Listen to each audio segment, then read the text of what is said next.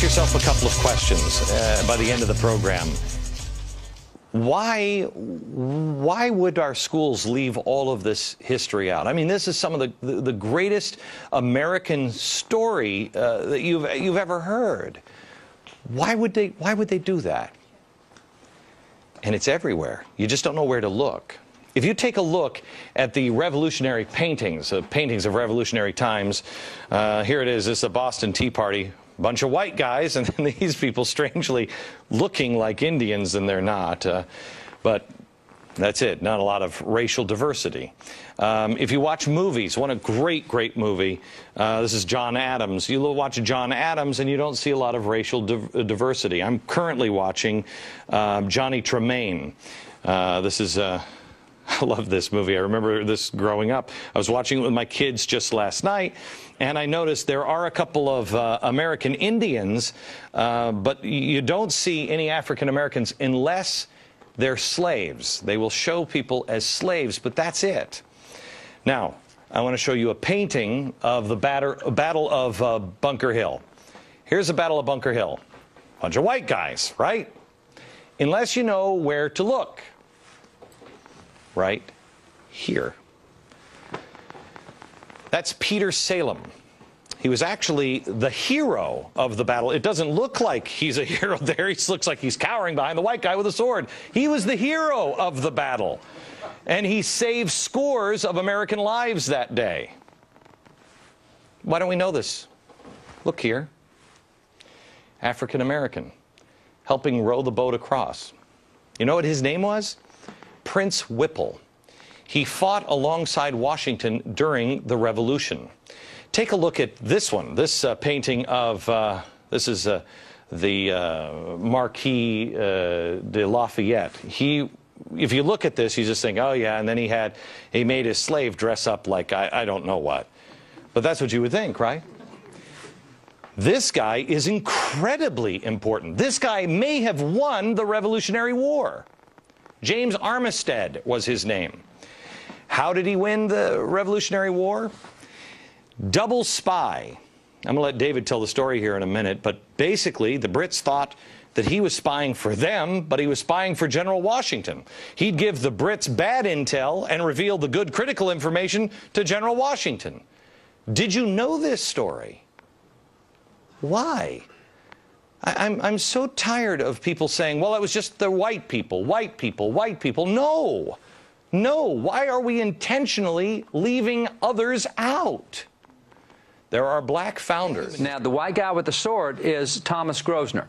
So you have Thomas Grosvenor and you have Peter Salem, black and white fighting side by side, but Peter is definitely the hero that day. 1817, this painting is done, and all the way up until the 1980s, we knew that that was Peter Salem, the hero of Bunker Hill. 1980s, the professors got together and said, oh, no, that's not Peter Salem. We think that that's Grosvenor's slave is who that is. It's not Peter Salem. Oh, you're kidding. No, in the 80s, they changed that from Peter Salem to Grosvenor's slave, Asaba. And that's what they say, oh, no, it's not Peter, it's Asaba, Grosvenor, it's his slave. How come the guy who painted it and the guy who was there and the guy who saw it and painted what he saw had him as Peter Salem, and now we've all convinced, oh, no, it's a slave? Because first, one thing that I think is missing in America, and it is the key to America, has been the difference between individual rights and collective rights, and this man articulated that. In a speech entitled Our Composite Nationality, Frederick Douglass said, I know of no rights of color superior to the rights of humanity. He thought the worst thing that could happen for blacks after the Civil War was to treat them as exceptions in the law. And so today, with the discursive logjam that we have over things like affirmative action and group rights, and the only thing that you get from government is if you ally with others who look like you or somehow are categorized like you. This goes into your theory that this is why this is not being taught, because you can't play the victim card. If you don't... It goes against the traditional victim narrative. After the Civil War, the history was actually written by the losers. That's the one time in history where the losers wrote the history. That's exactly right. Really interesting perspective. That's exactly right. All right, David, explain quickly. Let's go through these people. Let's go through these. This guy right here, this is Lemuel Haynes. Lemuel Haynes is a soldier in the American Revolution. He's a black preacher. He's the first black preacher ordained in America that was a pastor of a white congregation in Vermont, Massachusetts, New York, several places. A black professor in black a preacher, white. That's right, in a white church. Yeah, black minister. Black minister in a white church in 4 different states. He was ordained in the Congregationalist denomination in 1785. He's the first black to receive a master's degree in America. He got that in 1804 from Middlebury College. So Lemuel Haynes, every year on Washington's birthday, he preached a special sermon about George Washington, his commander-in-chief, in all of his churches where he was. Unbelievable. So we don't hear about Lemuel Haynes. This is Benjamin Banneker. I think he's the most brilliant scientist in American history. This guy, unbelievable what he did. He's the guy more so than Franklin. I would put Franklin and Banneker almost equal. Now Franklin did a lot of inventions. This guy one time took a pocket watch. He taught himself how to read. He taught himself science. He wrote an almanac that 10 years ahead he was able to predict to the minute solar eclipses, lunar eclipses, 10 years before they happened. I mean, by watching the motion through a telescope, unbelievable what the guy did. He once took the back off a pocket watch, saw how it worked, went home and carved a wooden clock with all the gears, mainspring, and it was accurate to within 1 minute a year. A wooden clock the guy did. Cow. He's the guy who laid out Washington, D.C. He's the surveyor who did all that. He's a brilliant mathematician. Jefferson gave him... Never knew this. No. Jefferson gave him his example to France, said, hey, you guys in France think that blacks are inferior? Here's Benjamin Banneker. Okay, first, representatives, I asked, when did we have our first black Speaker of the House? When did we have the first Speaker of the House? 1789. When did we have our first black Speaker of the House? I bet most people would say never. Never, except it was right here. Joseph Hayne Rainey. Joseph Hayne Rainey of South Carolina is first black to preside over the House of Representatives. These are the first 7 blacks elected to Congress. You have here Senator Hiram Rhodes Revels, the first black U.S. senator elected. He was a minister of the gospel. He was a missionary. He worked with Frederick Douglass. He recruited 3 regiments of black soldiers in the Civil War, and he was a missionary to slaves in the South.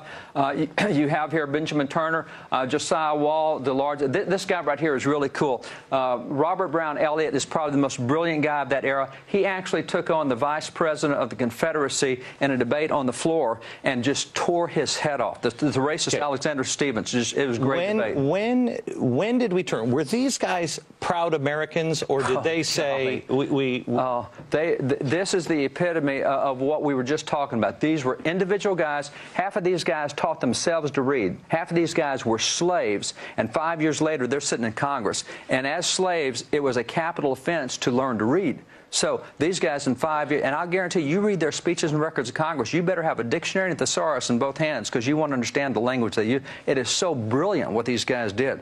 But were they there to say the white man is bad and the America is bad? No. And these guys were, Richard Allen, let me go back here. Richard Allen had been in slavery.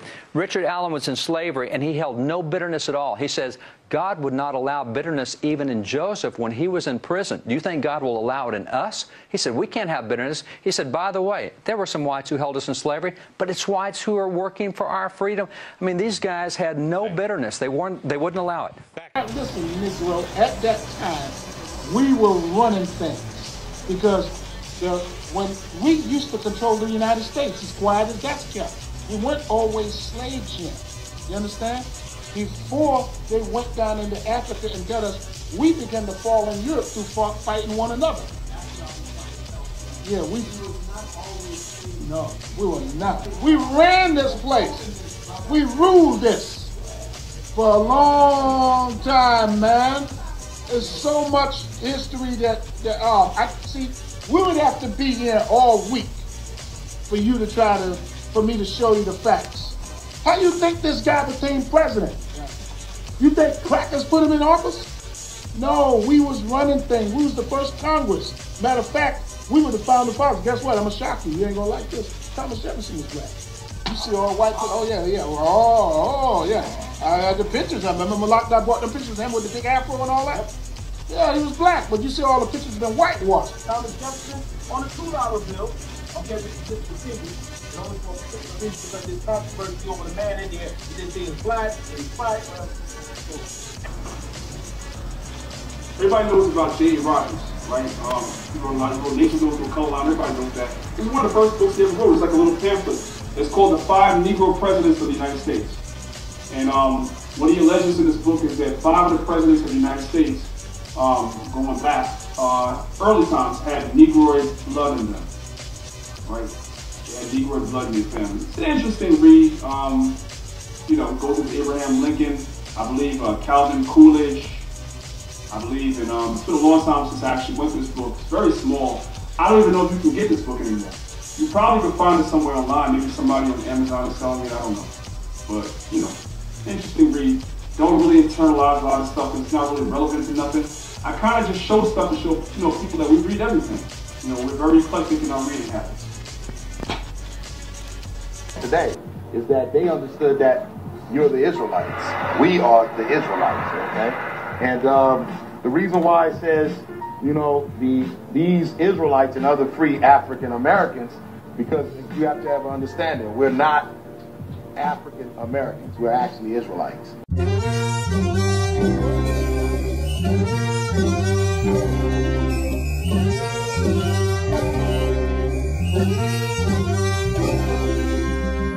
Joel A. Rogers and Dr. Seth Bakafu have both written books documenting that at least 5 former presidents of the United States had black people among their ancestors. If one considers the fact that European men far outnumbered European women during the founding of this country, and that the rape and impregnation of an African female slave was not considered a crime, it is even more surprising that these 2 authors could not document black ancestors among an ever larger number of former presidents. The presidents they name include Thomas Jefferson, Andrew Jackson, Abraham Lincoln, Warren Harding, and Calvin Coolidge. Thomas Jefferson was our 3rd president from 1801 to 1809. The chief attack on Jefferson was in a book written by Thomas Hazard in 1867 called the Johnny Cake Papers. Hazard interviewed Paris Garnier, who said he was present during the 1796 presidential campaign. When one speaker states that Thomas Jefferson was a mean-spirited son of a half-breed Indian squaw and a Virginia mulatto father. In his book entitled The Slave Children of Thomas Jefferson, Samuel Sloan wrote that Jefferson destroyed all of the papers, portraits, and personal effects of his mother, Jane Randolph Jefferson, when she died on March 31st, 1776. He even wrote letters to every person who had ever received a letter from his mother, asking them to return that letter. Sloan says, there is something strange and even psychopathic about the lengths to which Thomas Jefferson went to destroy all remembrances of his mother, while saving over 18,000 copies of his own letters and other documents for posterity. One must ask, what is it he was trying to hide? Thomas Jefferson refers to himself as an Israelite. In fact, I was just studying Jefferson's DNA, and he has a very rare type of DNA. I think it was called T, the haplogroup on his paternal side. Okay, which means that they can trace his DNA to a particular individual way back in history. Okay, and they mark that gene with the letter T. It turns out that Thomas Jefferson, his ancestry is traced all the way back to Egypt, 12 tribes of Israel. But Thomas Jefferson can trace his ancestry all the way back to Egypt when our ancestors were captive in the Egyptian captivity. Now, a number of those people actually escaped from the Egyptian captivity. Everything about Jefferson points to him being European. Genealogists have traced his ancestry back to medieval France and Britain. But the test reveals something you might never have imagined. Jefferson's Y chromosome links him not to Europe, but to the Middle East, what is now Lebanon and Syria. This is the best guess. A direct ancestor who lived in a land that no longer exists, called Phoenicia. The Bible calls it Canaan. Jefferson may look European, but his Y chromosome tells a different story. It shows that what we look like may not really tell us where we come from. Connect people both genealogically and anthropologically to their ancestors. We're also able to determine someone's deeper ancestry, what we call their anthrogenealogical information. And what that does is that tracks the individual back not hundreds of years as we do in genealogy, but thousands or tens of thousands of years. Everybody needs to suit up. Chief Sitting Owl's blood was tested along with the blood of 89 other members of the Central Band of Cherokee for assignment into what's called a haplogroup, or group of people with a common DNA sequence. Jewish people typically fall into one of 4 haplogroups. All these black, we exaggerate how many black people ran away to the North Star. Even John Hope Franklin, at most, counted 50,000. And that includes people who would just run down to the swamp, hide out for the night, and then come back. It was hard to run away to the north. There were not millions of black people on the Underground Railroad. We tend to think of the Underground Railroad like Penn Station, a Grand Central Station. It wasn't like that. It was incredibly difficult to escape from slavery. And, as you know, Mr. Black, many of the free Negroes stayed in the South. Do you know in the 1860 census, there were 440,000 about free Negroes. I mentioned that earlier. More than half lived in the states that were the Confederacy and the border states where slavery was free. And they stayed there, ladies and gentlemen, unmolested, including my family in eastern West Virginia. They stayed there because that's where they had their family and that's where they had their property. Remember, their property they had to be given property in Virginia and many of these other southern states. What are they going to do? Go to New York? Live in Harlem? Hang out and listen to jazz with Dizzy, Charlie Parker? They stayed where they were raised. And many of them, this is the worst, the dirtiest secret in African American history, is that a surprisingly high percentage of the free Negroes in the South owned slaves themselves.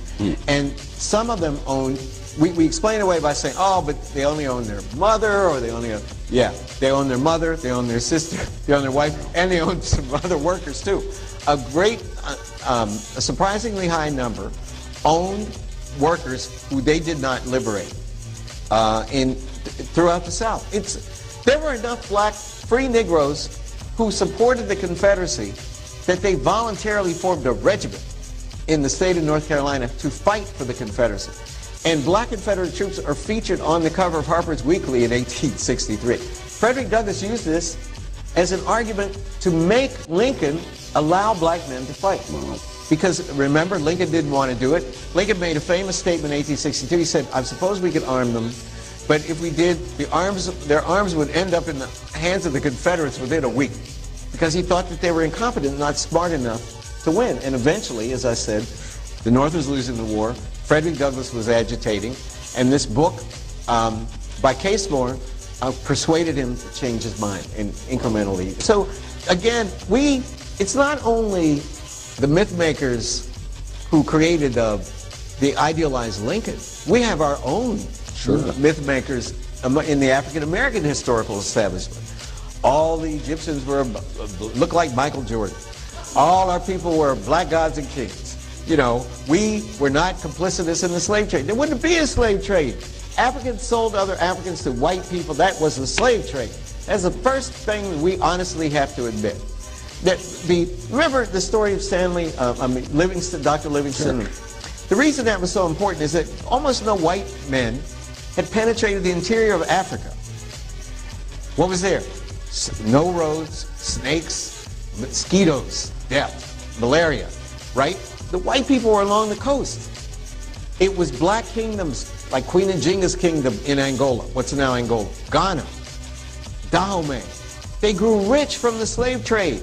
Selling other Africans, they would go and wage wars just to sell other black people to white people. This is something we've been so ashamed about, we pretend that it's not true.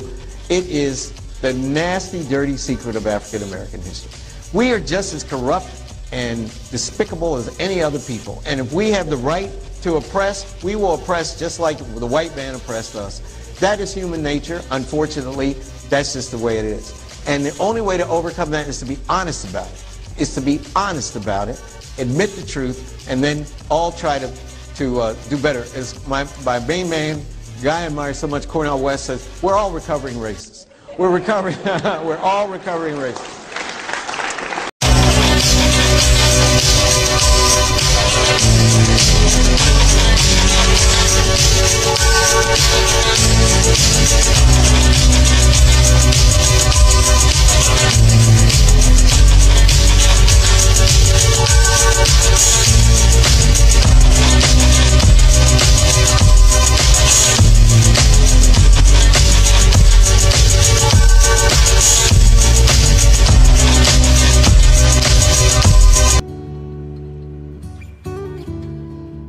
Cumberland, Maryland.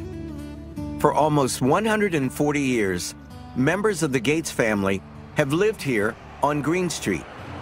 All right, Skip, great news. Since the last time you were here, I've been able to purchase the property of Jane Gates. Jane Gates, a former slave, was my great-great-grandmother. The Gates family takes its name from her. Wow. This is where it all started for us. Somehow, Jane was able to purchase this house soon after the end of the Civil War. Now, thanks to my cousin Johnny, I'm finally able to step inside.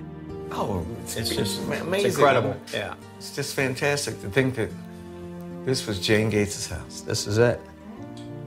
So I thought you'd be thrilled. I am. I'm proud of you, man. I'm proud of you, Johnny.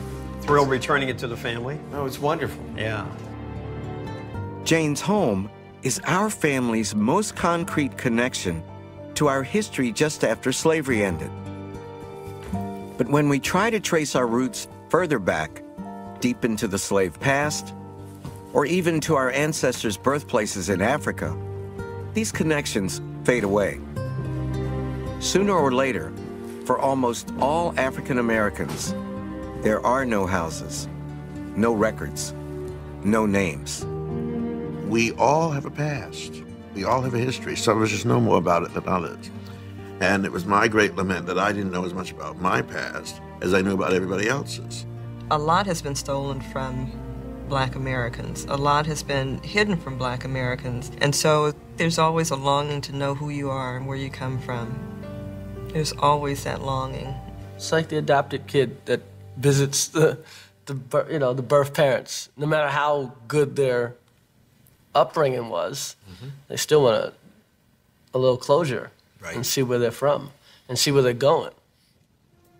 To achieve that closure, to unlock the secrets of our past, we have to look for information still tantalizingly hidden in dusty archives, and perhaps most exciting of all, in our very own DNA.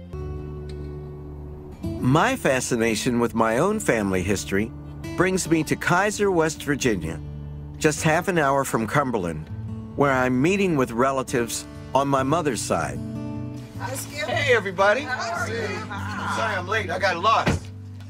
It's good to see you. I thought you lived on Mineral Street, where the colored people live. Well, we have arrived. We have arrived. All the white people must have moved out of town. How are you, Miss Rita? Mom, is that Callie, or is that one of the... That's a Bruce, I think. In these faces, we encounter an aspect of our history that all African Americans must confront. As we trace our roots, not all of them are going to end up in Africa. This is my mom. She looks white. Yeah. As a matter of fact, they thought they were white growing up until they're out front making fun of black people. And then my grandmother came out and said, I don't know what y'all making fun of. Y'all black too. My own family has long been fascinated, if not obsessed, by the origins of our European ancestry. We used to assume that ours came through one white man until we learned more about the lines of our family tree. 4 of my fourth great grandparents were free by the late 1700s. One of the most unusual ways for blacks to become free was to inherit their freedom from a white mother, most likely an indentured servant from England or Ireland. Most of these white women have remained anonymous for all these years. Paul Heinig, a genealogist, has spent the last 30 years painstakingly piecing together the family histories of free Negroes in the colonial period. Paul has just found a 17th century court record that he thinks could tell me more than I ever dreamed about my Redmond family line. Paul, what have you found? I found this document from 1697 in Richmond County, in which two white men were arguing over a young woman who they referred to as Mulatto Nan. And one of the fellows, Thacker, explains that this Nan is the daughter of Jane Redmond. And under the law of 1662, he explains that the daughter of a white woman is free. Do you think that these people have any relation to John Redmond, my fourth great grandpa? I think there's a good chance. That means that she would be my some kind of my eighth great grandma. That's astonishing. Yeah, this would be my first white ancestor to whom we could put a name. Right. And that's quite moving. How you doing? Man, it's good to see you. My mother was Pauline Augusta Coleman. I'm related to the Redmonds through her. Unfortunately, she passed away in 1987. So I wanted to share this revelation with my father while he was visiting my cousins. Where you come in? Hi, Daddy. How you doing, boy? Fine, how are you? All right. What do you think of that? Were you surprised that white women were sleeping with black men in the 1600s? That is something. That's amazing, huh? I'm surprised you could, that it happens, and two, you could do it for any period of time and get away with it and still survive. Just the man, and the black man would have been a slave. DNA is finally shedding light on one of my family's greatest mysteries. Remember my second great-grandmother, Jane Gates, the woman whose house my cousin just bought? Jane, a slave, had 5 children with an Irishman. Yet she never told anyone his identity.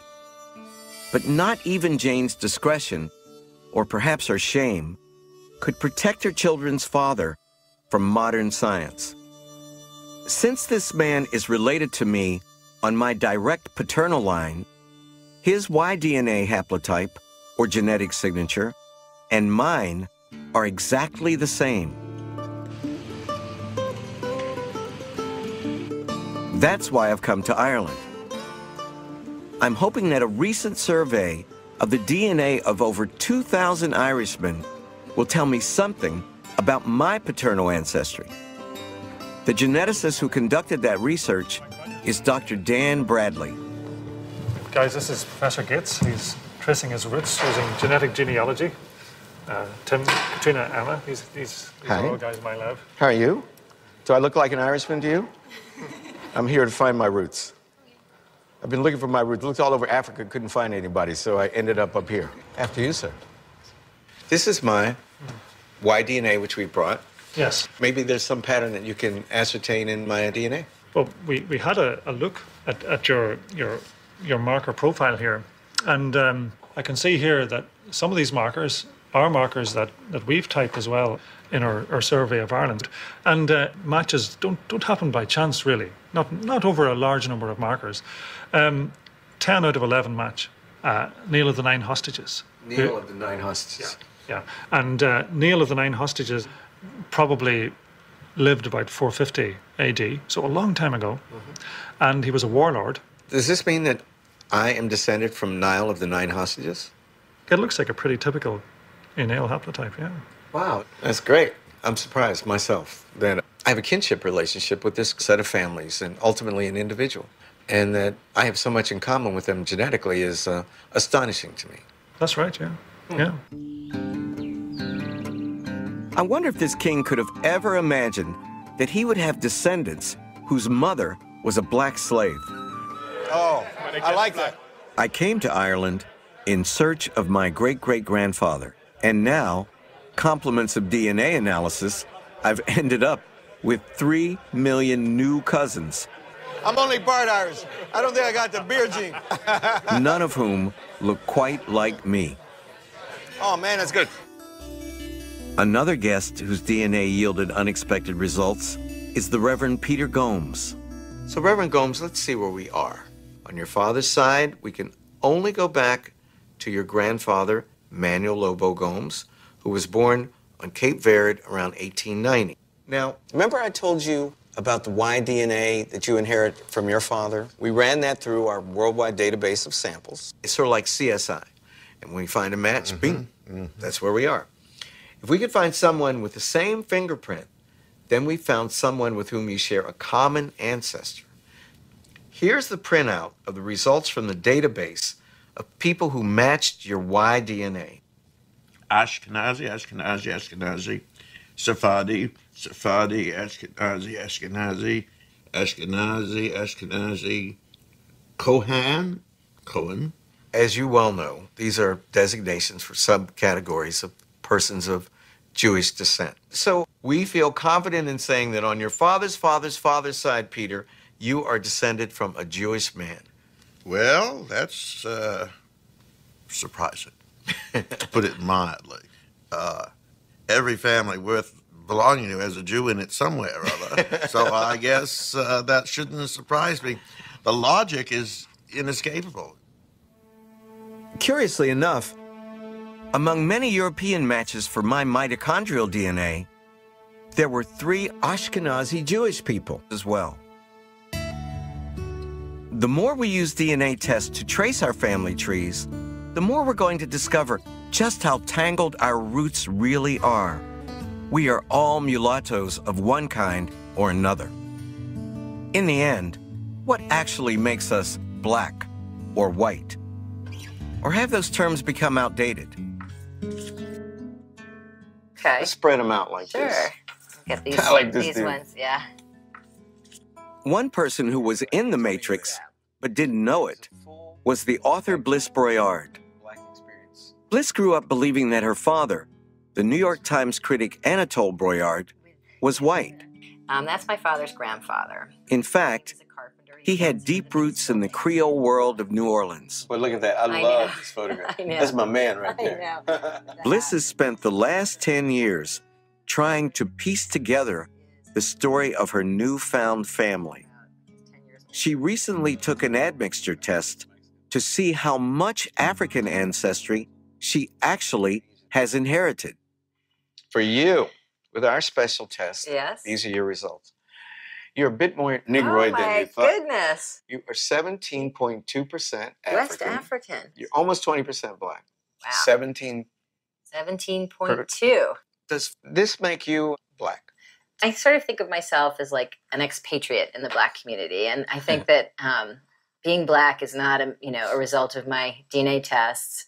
It's not finding out that I have this ancestry. It's experience, and it's the way that you've lived. And so I think of myself as somebody who has mixed race ancestry, and I feel like I'm kind of a cousin to blackness, but I don't think I've sort of earned the right to call myself black. Here he is. I He's like actually, having this yeah, stone. yeah, it's nice. It's very discreet. I fully respect Bliss's choice, and I admire her modesty about claiming to be black. But the truth is, lots of black people have less African ancestry than she does.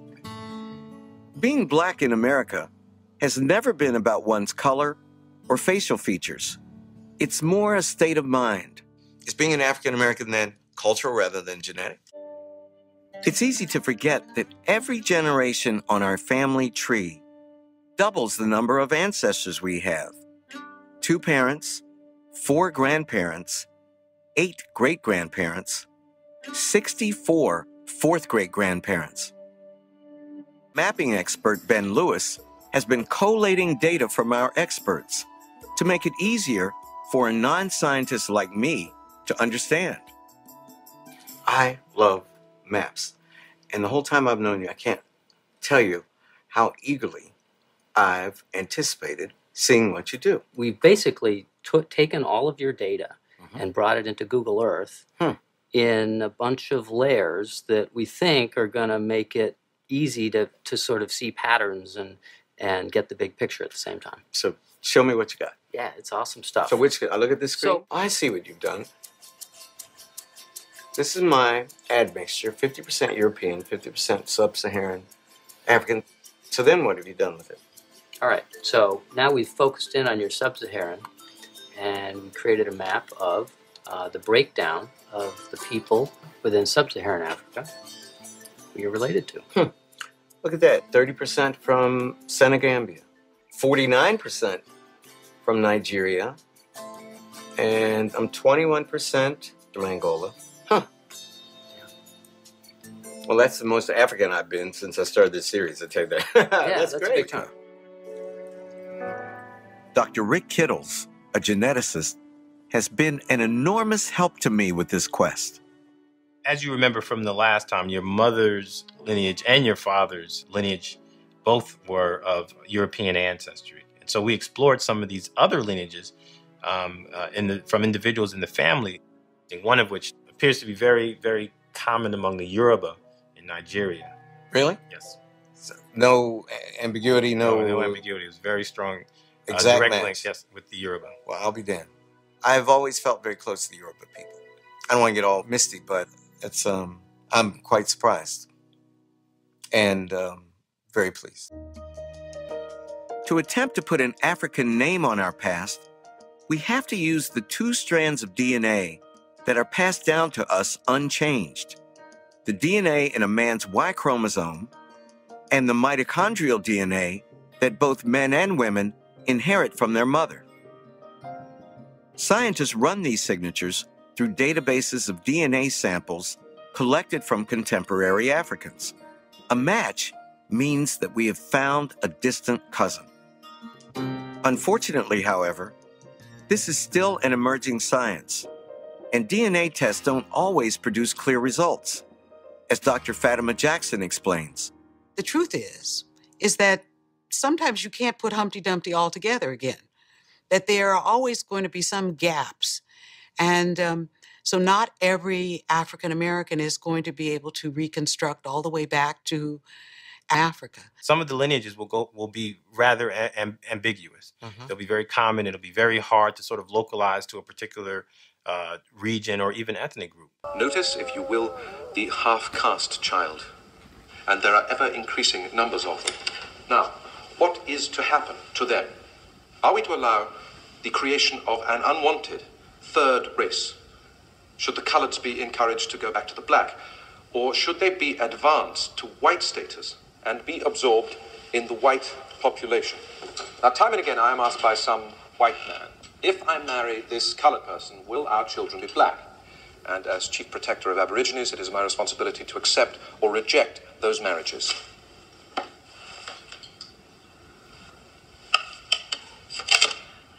Here is the answer. 3 generations. Half-blood grandmother, quadroon daughter, octoroon grandson. Now, as you can see in the 3rd generation, or 3rd cross, no trace of native origin is apparent. The continuing infiltration of white blood finally stamps out the black color. The Aboriginal has simply been bred out. I discovered after 30 years of doing genealogy that my great-great-grandfather was born a slave. It all started in 1980 when Grandpa told me that his grandmother told him we were related to Dr. Jabez Jackson here in town, a really well-known surgeon. And so I tried then at 11 years of age to connect Arthur with Dr. Jackson, and I couldn't do it, couldn't find the connection. I found a lot about Dr. Jackson's ancestry, you know, going back in time to the 1860s, but no connection to Arthur. So I put those notes away, and it was 30 years later, in 2010, when I got an email from a cousin I'd never even met. We corresponded online on doing genealogy. She led me to this 1880 census report for Ann Arthur Jackson. She told me to go look it up. I did, and this Arthur Jackson was living with a white family named Jackson. So I traced them back in time, and the name started sounding familiar. Ended up being Dr. Jackson's family. So that was the record that connected Arthur with Dr. Jackson. And I proved that they were related. However, grandmother, Ida Jackson, failed to say that we were related through their slaves, not biologically, through the doctor's genes. You know, here you can see a slight difference in skin tone between Ida and Arthur. Look at And the again, hands. all those years, my grandfather dismissed the fact that Arthur was a former slave because of his skin tone and him being a landscape gardener. It's time to tell the history of Britain in black as well as white. I'm a fifth generation black person, and what my great grandparents went through really paved the way for everything that I am today. It's the story of people who came here to make a better life. Nursing was calling me, so I came to England to pursue the career that I wanted so badly. The story of people who were carried here by force. I'm the 7th generation descendant of a 10-year-old boy brought on the slave ships to this country. It's a history written into the landscape and into the faces of the people who live here. The story of a relationship between Britain and people whose origins lie in Africa. And the image of the Roman imperial force is starting to look very different to archaeologists like Richard Benjamin. For me, it was a way in. It was a conduit to kind of my past. You know, I'm from a small Yorkshire town, but I'm from a diverse background. My dad's from British Guyana. But when I was at school, I was never taught about African history. Although I knew I was different, sometimes you're made to feel very different. And what evidence is there for people from the African part of the empire here in northern Britain? We've got some inscriptions on stone tombs. We've got Victor. Victor was Morum, so he was a Moor, so from the North African provinces. His tomb was found in South Shields. That's on the Tyne, near Newcastle. That's right, yeah. There's a document called the Notitia Dignitatum, so it's a Roman military list. Mentions forts and individuals who were on those forts. And there was a particular unit called the Numerus Morum Aurelianorum, named in honour of the Emperor Marcus Aurelius, and it was an auxiliary unit of Moors, so from the North African provinces. They were stationed at Abalava, which is modern-day Bruff-by-Sands. So they're likely to have been a rather mixed unit, but we know that the nucleus came from North Africa. They were named because they were Moors from North Africa. That's why the unit was named that. Do we have any idea what these people would have looked like? We may not know exactly what they looked like, but the likelihood is they were brown or black. Not all of them, but equally people can't say to me that they weren't, that this unit were all white by the time they got here. For me personally, you realise that there may have been Roman soldiers, 2,000 years ago, who actually may have looked like me or members of my family. That gave me a sense of identity. It made me very proud. Reynolds gives us a glimpse into the black history of Georgian London. This is a copy of his portrait, simply entitled A Young Black. It is really rare for a black person to take center stage in a Georgian portrait and to be the subject of the portrait and not some exotic detail in the margins. This portrait has hung here for years, so the boy in the painting was always assumed to be Dr. Johnson's servant, Francis Barber. The latest research throws that into doubt, another sign of how elusive this history can be. What we know for certain is that Francis Barber was born in Jamaica and that he was born a slave, and he was brought to Britain by one of Johnson's friends. When Johnson's wife died, Francis, at about the age of 10, was sent to this house to become part of Johnson's household.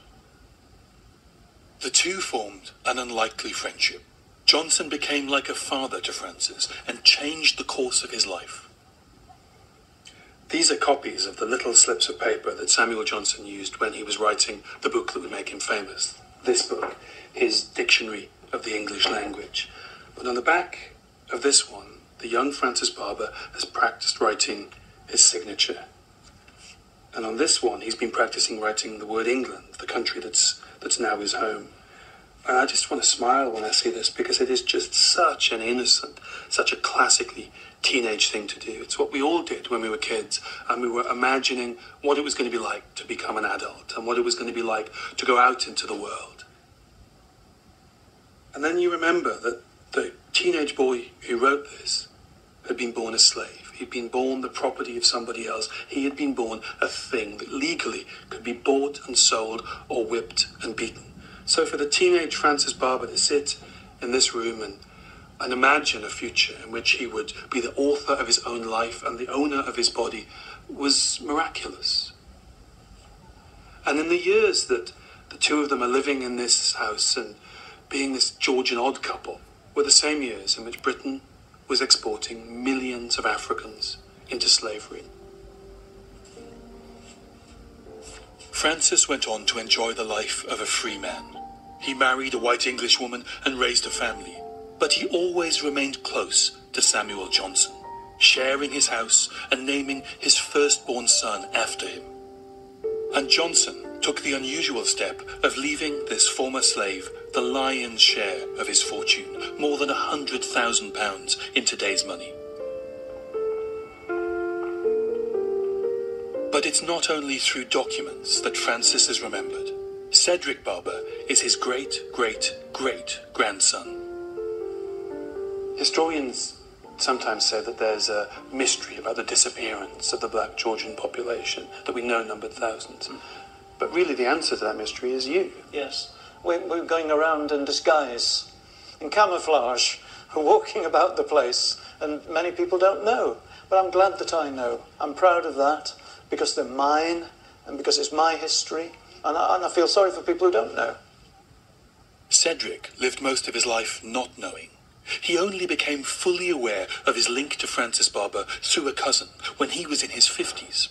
It was at a time in my life when most people have settled into the ways and become, fixed in their views. But all this information, emotional information, factual information, flooded into me, and it changed my life in a big, big way. So when you read those accounts of slavery, knowing now that your ancestor was Francis, who'd been a slave, that had a different emotional impact on you.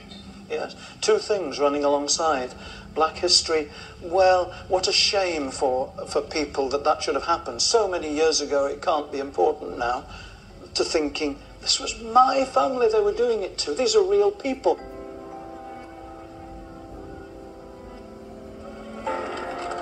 Cedric's story reveals how our black Georgian past can so easily be lost. The history of sexual relations between master and slave is written on our faces and in our features. But few African Americans have ever been able to establish the facts behind these stories. At the University of Memphis, Susan O'Donovan studies power dynamics under the institution of slavery. It was a very coercive world in which power was incredibly inequitable. In which white men, whether they were overseers, strangers on the road, masters, brothers, whoever, had enormous power over enslaved women. And so there's endless opportunity for coerced sexual relationships. Rape. Samuel Jackson told me that he had long heard rumors of a white ancestor on his mother's side. He knows that these mixed-race roots are a common legacy of slavery. It's just part and parcel of what you expect if you're in the South and you're part of a Southern heritage. And I look at my skin tones, I know that there are white people in my family somewhere. Obviously, I don't have an issue with that. I know that somewhere in that woodpile.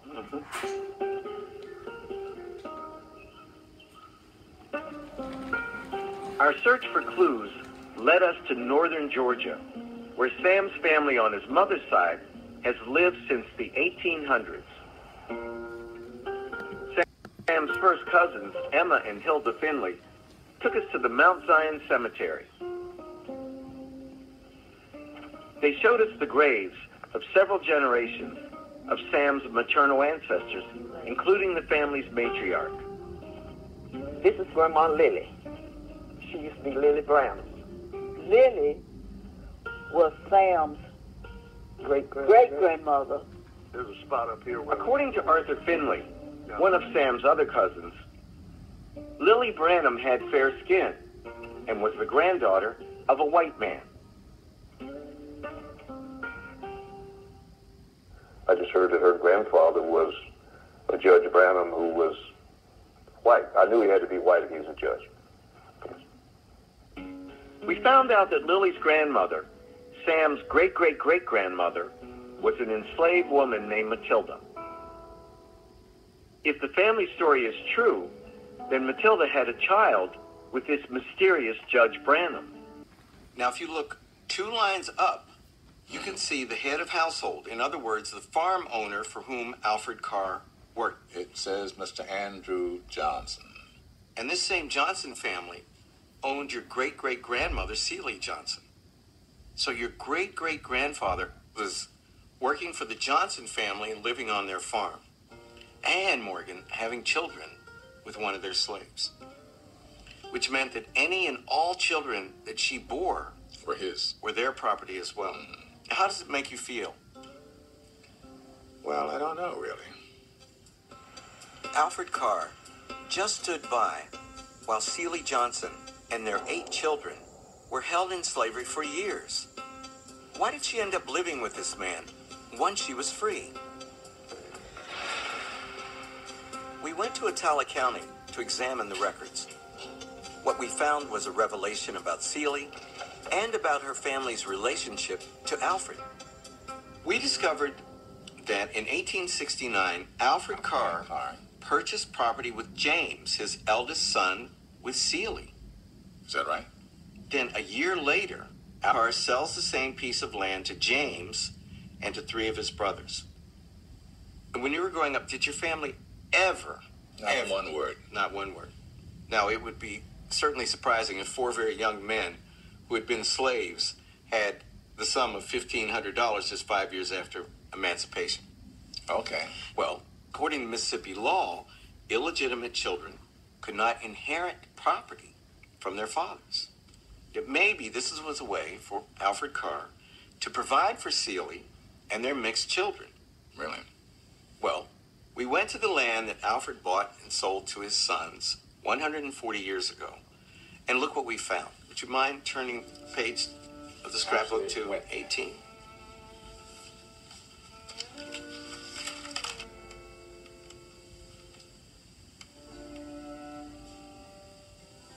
You did.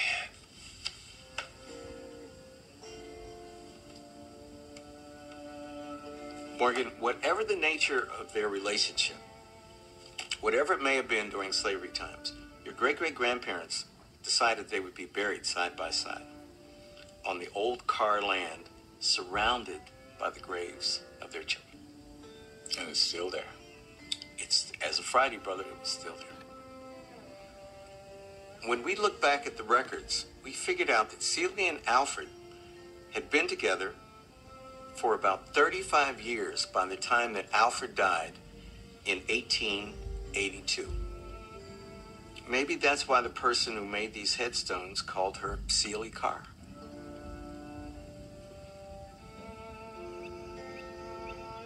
Whatever her reasons may have been, Morgan's great-great-grandmother defied custom by living with this white man.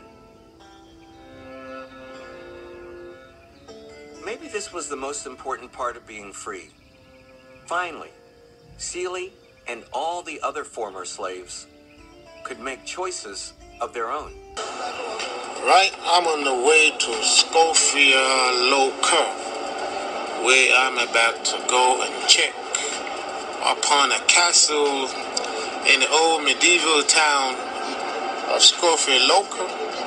Reason being, there is the head of a black man on a castle that belongs to white people. And I need to find... But why would they put a crown on it on a slave? It makes no sense whatsoever.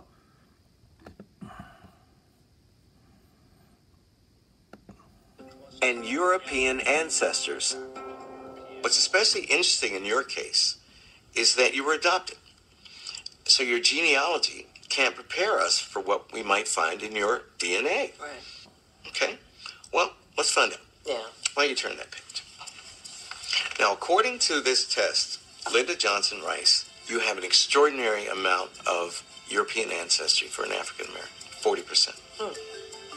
Would you read those results? 20% European. you're 1/5 white. Wow. Oh, man. I'm horrible in sports, so maybe this explains that. My jump shot is horrible. I'm 35% European. 19% European. Are you surprised to know that you have that much European ancestry? I guess so. As dark complected as I am. Mm-hmm. It means you're a third white. Well, that's surprising. You are 33% European. I'm 50-50. To my horror, the chairman of African American Studies at Harvard at the time was a half a white man. Yeah. Wow, you're kidding. There's a lot of sneaking and creeping back there on the plane. I guess. I guess. Oh, my goodness. Naming these white ancestors, however, is another matter entirely. Much of our European ancestry comes from male slave owners who raped their female slaves. That's right. And even when a sexual relationship was consensual, few white men had the courage to embrace their black families publicly. A possible exception can be found in Tom Joyner's family. Tom's great-grandmother was the daughter of a slave and her owner, a white lawyer named Edward Hall. That's my white man in the woodshed. That is your white man in the woodshed. Wow. Now, your aunt told us that it was taken as fact that Jane Hall and Ed Hall had a relationship, Tom, like Thomas Jefferson and Sally Hemings. Now, in fact, your aunt said that Jane Hall was the closest thing that Ed Hall had to a wife. You know how black people claim all this stuff.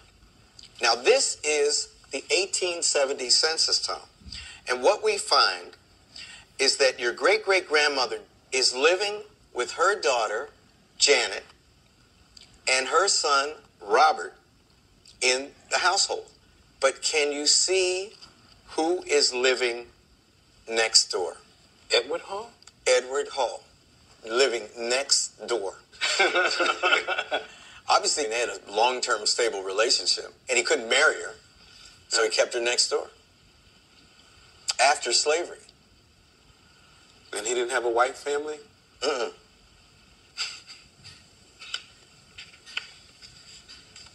You putting a lot on her, brother. I'm not finished. Amazing as this was, turn the page, my brother.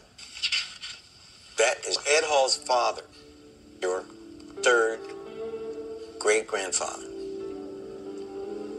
A Supreme Court justice in the state of North Carolina. A Supreme Court justice in the state of... Three. That's right. What was that number that he said right there? 3. That's right. Uh-huh. That's your... In the state of North Carolina. A Supreme Court justice in the state of... 3. That's right. Look at these Hispanic populations. These are Mexican Americans. You know, these Native American, European distribution and ancestry. But these are Puerto Ricans, another group of Hispanic, less Native American, much more West African ancestry. So we see, even within the Hispanic population, a very diverse set of ancestry. So when we look at ancestry, we can actually look at it to the point where we can assess each individual chromosome and try to determine where these chromosomes came from, arose from, if they were of African ancestry or European ancestry. And we know that, for the most part, genes don't stay in the genes. Each time we bring two people together, there will be some mixing. And so we can actually look at these chromosomes in individuals of mixed ancestry, like African Americans and Hispanic, and look along these chromosomes marker by marker and estimate where these segments of their chromosomes arose from geographically. In fact, this is my chromosome. I actually got this test done by a company called 23andMe. And you'll notice that I have this mosaic. So here I am thinking I'm 100% Mandingo. And in fact, I find that I'm only about 80% West African ancestry, and I have 12% European and 8% Native American ancestry. So my mother was quite happy. She said, she swore that we were Native American, and I said, oh yeah, okay. But yeah, we do have about 8% Native American ancestry. And then we have that 12% there of European ancestry. And so this is the interesting situation where when I look at my Y chromosome, it doesn't go back to to Africa, but it was Europe. In fact, it's quite common